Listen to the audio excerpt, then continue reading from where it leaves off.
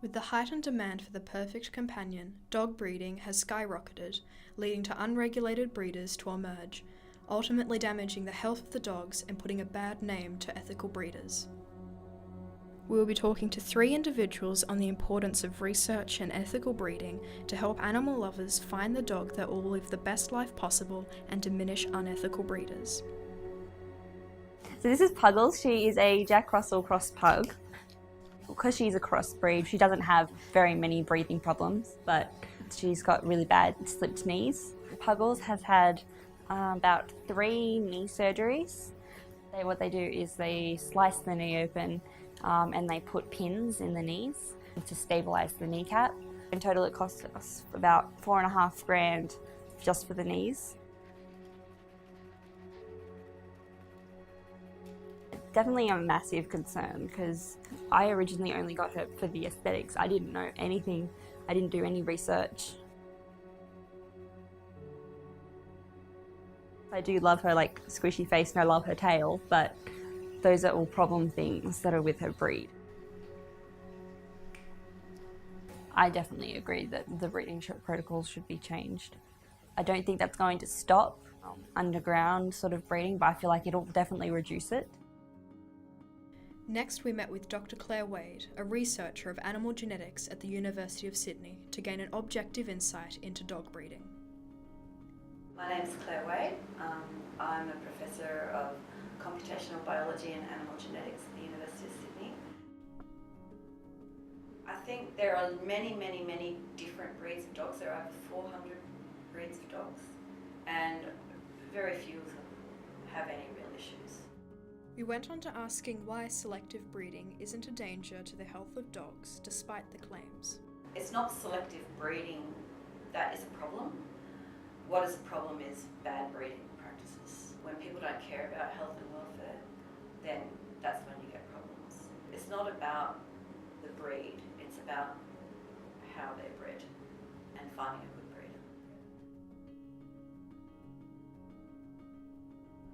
I think if people want to know what makes an ethical breeder, the RSPCA has a really nice list on their website.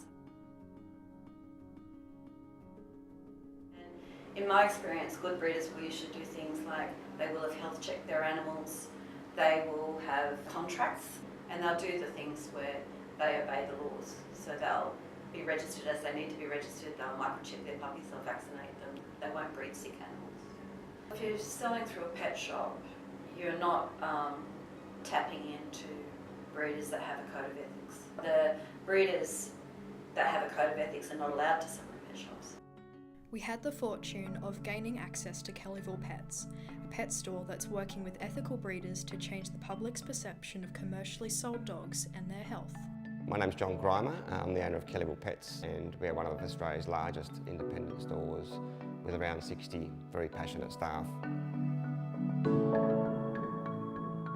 We look for dogs that are good family pets. You know, you've got to choose a pet that's right for your lifestyle.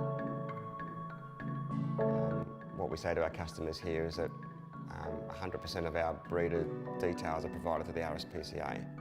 We will take a bit of time to approve a breeder, and we'll go and do a site visit.